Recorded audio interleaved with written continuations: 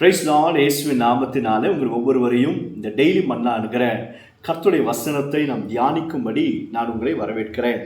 இன்றைக்கு கர்த்தருடைய வசனத்தை லூக்கா எழுதின சுவிசேஷ புஸ்தகம் 18வது அதிகாரம் 13வது வசனத்தை நாம் தியானிக்க போகிறோம்.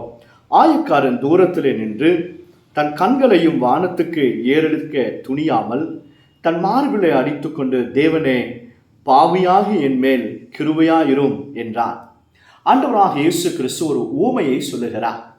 அதாவது இந்த சொல்றதனுடைய காரணம் என்ன அப்படின்னா, இதே அதிகாரத்தில் 9வது வசனத்தில் மற்றவர்களை அற்பமாய் எண்ணுகிறவனை குறித்து கர்த்தர் பேசுகிறார்.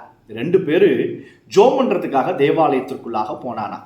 ஒருத்தன் பரிசேயன், இன்னொருத்தன் ஆயக்காரன், டாக்ஸ் கலெக்டர். பரிசேயன் சொல்றாரு, ஆண்டவரே, நான் அவனை மாதிரி இல்லை, நான் வாரத்தில் உபவாசம் பண்ணுறேன், தசமபாகம் செலுத்துகிறேன், நான் இவர்களை போல அல்ல, நான் விபச்சாரம் செய்யலை, நான் அதை செய்யலை, இதை செய்யலை, அவனை போல இல்லை அப்படின்னு சொல்லிட்டு தன்னுடைய அவன் செய்தவைகளை குறித்து, அவன் நீதிகளை குறித்து தான் பர்ஃபெக்ட் என்பதாக அவன் ஜெபம் பண்ணுறான். ஆனால் ஆயக்காரனை பார்த்தீங்க அப்படின்னா, தேவனுடைய சமூகத்தை அவன் தலையை கூட மேலே தூக்கி பார்க்க முடியாமல் மார்பில் அடித்து கொண்டு, ஆண்டவரே, பாவியாக என் மேலே கிருபையாயிரும் என்பதாக ஜெபம் பண்ணுகிறார்.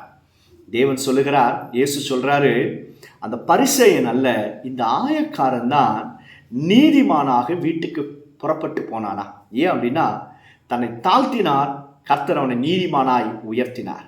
பரிசேயன் தன்னை உயர்த்தினான், தேவன் அவனை தாழ்த்தினார். இந்த வசனத்தை கேட்கிற அருமையான தேவ பிள்ளைகளை, நம்ம ஜெப வாழ்க்கையில தேவன் நம்முடைய வார்த்தைகளை விட நம் உள்ளத்தை பார்க்கிறார். உன்னுடைய இருதயத்தை கர்த்தர் பார்க்கிறார். உன் உதடுகளை பார்க்கிறோம், கர்த்தர் உன் உள்ளத்தை பார்க்கிறார். நீங்க எந்த மனதோடு, மனப்பான்மையோடு தேவனுடைய சமூகத்தில் வந்து ஜெபம் பண்றீங்க என்கிறதை கர்த்தர் கவனிக்கிறார். பெருமையோடு வந்தீங்கன்னா நம்ம ஜெபத்தை கர்த்தர் கேட்கவே மாட்டார். ஒரு மாறுதலும் ஒரு அற்புதமும் நடக்காது.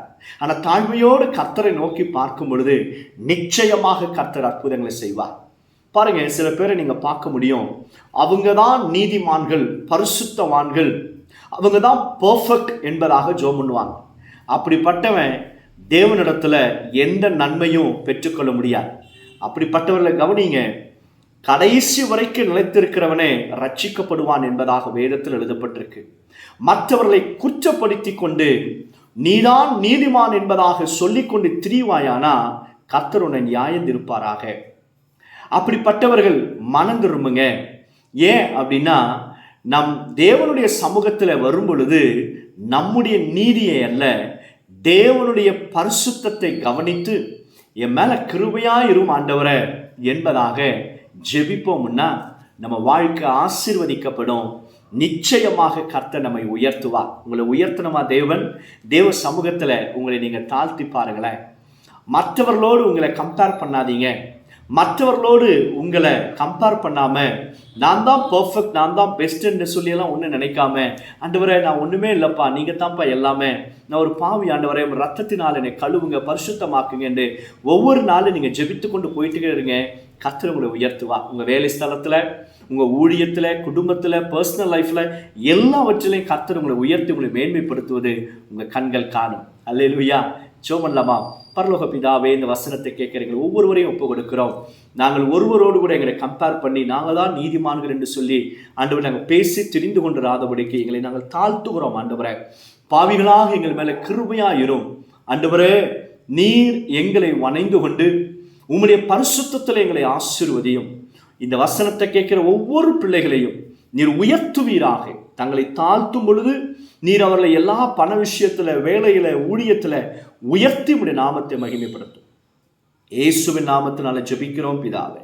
ஆமென், ஆமென். God bless you. God bless you all.